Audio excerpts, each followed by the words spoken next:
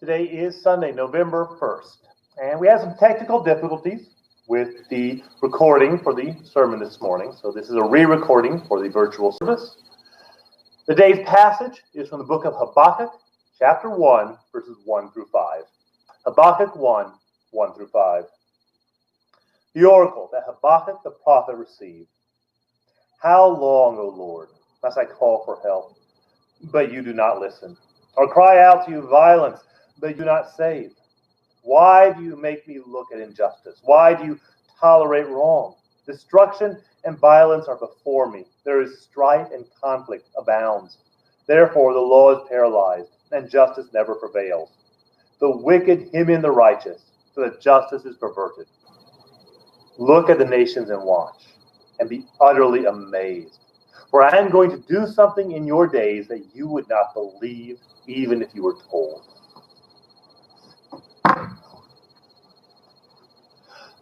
We live in an amazing world. Impossible things are happening. Really? Can you catch sunlight in your hand? Yes. Yes, you can. In 2013, scientists with the American Physics Society managed to catch a beam of light in a crystal and hold it there for about a minute. Since light moves at about 200,000 miles per second, that light bounced around the crystal enough times that it could have gone to the moon and back 20 times. Can you stop time? Sort of. Scientists have recently found a way to send a message that is partially hidden from time itself. Now, this isn't about moving a physical thing, but they found a way to transfer data in a way that about 50% of the data is hidden from time. Okay, so we still have to obey the laws of physics, right? For every action, there's equal and opposite reaction. You can't make a perpetual motion machine. Agreed? Who knows anymore? Scientists from NASA recently submitted for peer review a paper on the EM drive. This is an engine that creates thrust without a chemical reaction and without consuming any fuel. They even built a prototype, and to everyone's surprise, it worked. Now, the thrust it created was minimal, and even the scientists who built it are not 100% sure how it worked. But it worked. Now, the problem here is that this breaks all of physics. And yet it works. These are amazing and impossible things. But they're also mostly theoretical. We don't know if they'll ever have any practical application in life. Today, I want to talk about a God who does impossible things in our lives. I'm not talking about miracles here. I'm not talking about feeding thousands of people with a little bit of food or raising the dead or anything like that. Our God can and does do those things. But many of the greatest miracles God performs throughout history and throughout the Bible are things that don't violate the laws of physics and aren't anything like the miracles the unbelieving world looks for. Rather, our God is at work in people's lives. Our God has fed thousands of people with just a little bit of food. But he has given billions of people the water of life when they were thirsty for him. Our God has raised the dead. But more than that, he has brought new life to people whose lives were destroyed by addiction or betrayal or loss. Our God is at work in this world. And nowhere is that more evident than in the book of Habakkuk. Now, for the last couple of months, we have been in the book of Philippians. And today I'm going to go back to our earlier series, Minor Prophets, Major Impact. And we're going to begin with the book of Habakkuk. And first off, I got to say, Habakkuk is my favorite name in the Bible. Habakkuk is just a fun word to say. But more than that, Habakkuk was a man who knew what it was like to see his life crumble around him. Habakkuk lived in the mid-7th century. And maybe you've heard the old Chinese curse, may you live in interesting times. Well, Habakkuk lived in interesting times. The war in Israel, the civil war, was long over. The nation had been permanently divided into the northern kingdom of Israel and the southern kingdom of Judah. But there had been a shift in the world. For generations, God had been calling the people back to him. And the people had refused to turn to the Lord. And finally, God was rising up against the Israelites. Now, in the southern kingdom of Judah, things were okay. Josiah the reformer had led the people back to the Lord. But Josiah was dead, and the people were starting to fall back into bad habits. But the real problem was in the northern kingdom of Israel. There, the people had turned their back on God for generations, for hundreds of years. And God had had enough. He raised up the Assyrian Empire to attack and invade Israel. Israel was defeated, the nation was destroyed, the cities were turned into rubble, and the people were sent into exile. And for a while, there was no nation of Israel. And this invasion was the inciting incident and the most important focus for Habakkuk's book. And Habakkuk began his book with some words that really speak to me. After a short introduction, Habakkuk cried out to God, "How long, O Lord?" I've been there. I've been in that spot where I say, "How long, O Lord?" I have had that happen a few times in my life, but right now I don't think I can help but talk about this pandemic. Because in the midst of this pandemic, we say, "How long, O Lord? How long will this go on?" Now, back in March, the state of Indiana went into a kind of lockdown. And during that time, I started putting out a 3 to 5 minute video every day to encourage people and to provide guidance for spiritual growth in the midst of social distancing. And when I started making those videos, I wondered, I really genuinely thought this, will I make 21 of these videos? I wondered if this pandemic would last a whole 3 weeks. We're now hitting the 8-month mark. And I think we're starting to become virus weary.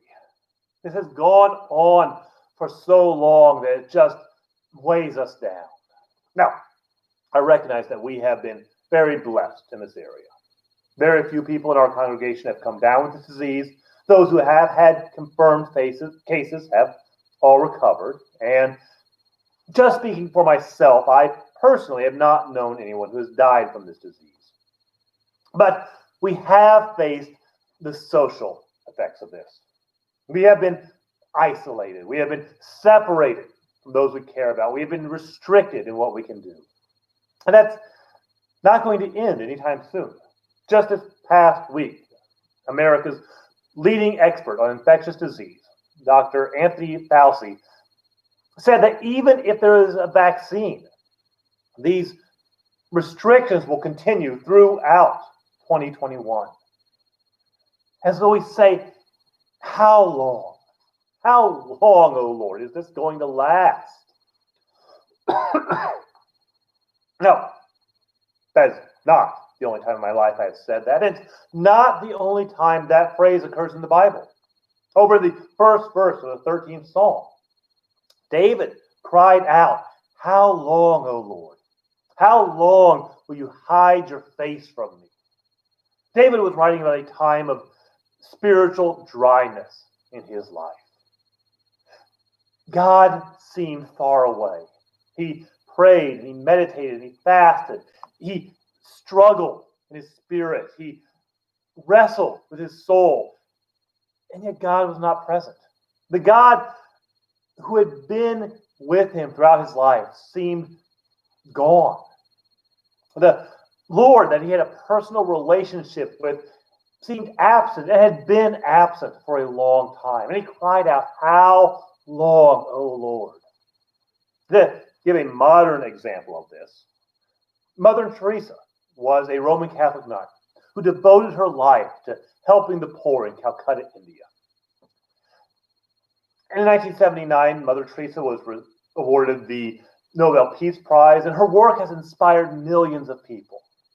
And near the end of her life, Mother Teresa gave an interview in which she said that for the past 15 years, she had not felt the presence of God.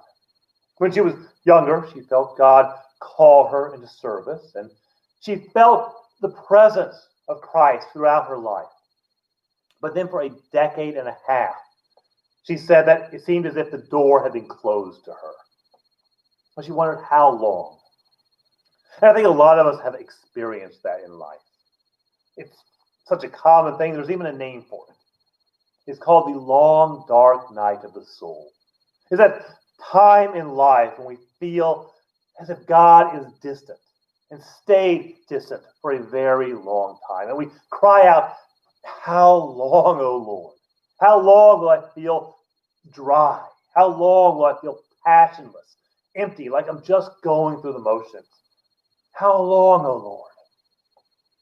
Or we could look to the original context in which Habakkuk said, "How long, O Lord?" Habakkuk was talking about the wickedness of this world. I said, "How long, O Lord, will you let evil win?" Literally, Habakkuk said, "Why do you make me see inequity?" Inequity means to be unfair or unequal. It means to treat one group of people one way and another group of people another way. Specifically, Habakkuk said that those with power use force and violence to get what they want. And Habakkuk said that as long as force rules, as long as might makes right, then justice will never prevail. Habakkuk said, "How long? How long will you keep letting evil win?" He said, "God, you are good. You are just. You are holy. You are righteous. Why do you keep letting immorality prevail?" Now, the big event for Habakkuk was the Assyrian invasion. Assyria had destroyed Habakkuk's homeland, and Habakkuk cried out to God and said, "Why have you let this happen? How long will you let evil men keep on winning?" Now, as I said earlier in this sermon, the Israelites had turned away from God. And Habakkuk does not pretend that the Israelites were such good people that they deserved God's protection. Rather, Habakkuk said that, yes, the Israelites were bad. They were corrupt. But the Assyrians were so much worse. Why did God let them win? And so Habakkuk said, "How long? How long will this go on? How long will there be inequity and injustice?" And I think that phrase, "how long," sums up so much of our lives. How long will evil win? How long will I feel dry and empty? How long will suffering continue? Habakkuk cried out to God, "How long?" And then God answered. No, sort of. God did not answer the question Habakkuk asked. Habakkuk asked, "How long will this go on?" And God did not give Habakkuk a time frame. God did something better. God said, "Watch and see and be amazed. Because I'm going to do something in your days that you would not believe even if I told you." Now, for Habakkuk, this meant that God would not allow the Assyrians to go unpunished. Not long after Habakkuk wrote his book, God raised up the Babylonian army. They marched to the capital of Assyria. They conquered the nation. They destroyed the empire. And after this Babylonian victory, there would never again be a nation of Assyria. But this is about more than just bringing justice against the Assyrians. This is also about God's redemptive plan. Because God raised up the Babylonians to destroy Assyria, but he also then used the Babylonians to purify the Israelites. He used the Babylonians to refine the Israelites, to prepare them for the coming of the Messiah, Jesus Christ, who would save us from our sins. Or when we cry out to God, how long will you be distant? As David did. He cried, how long will you hide your face? And God says to us, watch and be amazed. I'm going to do something in your life that you would not believe, even if I told you. Many people have gone through a time of dryness when God seemed distant. And yet, God often used those people for even greater things. It seems that we need to go through that long, dark night of the soul before we can experience God's presence and power in our lives. We see this throughout the Bible. King David, the man after God's own heart, was the one who first cried out, how long will you hide your face from me? Moses, the leader of Israel, had to spend 40 years in exile before God appeared to him in a burning bush. Isaiah, the greatest prophet in Israel's history, once felt so spiritually dry that he said it would be better for him to die than to live. Even our Lord Jesus Christ began his ministry with 40 days and 40 nights in the desert. Too often, when we feel spiritually dry, we view it as a punishment from God. But more often, it is God preparing us for even greater things in his service. C.S. Lewis once said that when a man looks at the world around him and sees no sign of God and feels nothing of God's presence and still chooses to serve, that is when the devil is most defeated in his life. Or we could look at the suffering of this world. We can look at this pandemic and we can say, how long, God, how long will this go on? How long will there be suffering and pain? How many people will have to die? How long will this last? And God turns to us and he says, watch and be amazed. That will do something through this that you would not believe, even if you were told. I'd like to tell you a very personal story about this. Many of you may remember, several years ago, about 9 years ago, me and I were in the process of adopting. And we had been going through this process for a while, and it was July, and we decided to take a vacation. So we drove 9 hours to Virginia. And we got there, and then we got a call that we'd been matched with a birth mother. So we immediately drove 9 hours back to Indiana. And we were prepared to adopt. We talked to the birth mother. We were ready to go. We heard that the baby was being born, so we went to the hospital. And we were sitting in the waiting room of the hospital, waiting to go up to meet the baby. And the social worker came down and told us that the birth mother had changed her mind. And we were not able to adopt. That was one of the most painful days of our lives. And as we drove away, we said, why, God? Why is this letting this happen? How long will this kind of thing go on for us? Well, we didn't know it at the time, but the following August, Haley was born. And if that first adoption had gone through, then we would have left the program and we would never have met Haley. And I cannot think of a worse tragedy. Now, I didn't know what was going on at the time. I had no revelation from God. But I could imagine God saying to us, as we cried out, how long? And God says to us, watch and be amazed. So I'm going to do something in your life that you would not believe, if I told you in advance. And still today, God says to us, watch and be amazed. So our God is at work. As we deal with this pandemic and we say, how long? God says, watch and be amazed. Now, I don't know what God's going to do. I have no prophetic vision here. I don't know the future, but I have faith. I trust in our God, in the God who takes what has gone bad and turns it for what is good. He takes what is intended for evil and he uses it for his glory. I have faith that God is at work. Our God is always at work for the good of those who love him. I don't know how God's going to use this event. I don't know what is coming. But I put my trust in the God who says, watch and be amazed. Because I'm going to do something through this that you would not believe, even if I told you. Our God is always at work.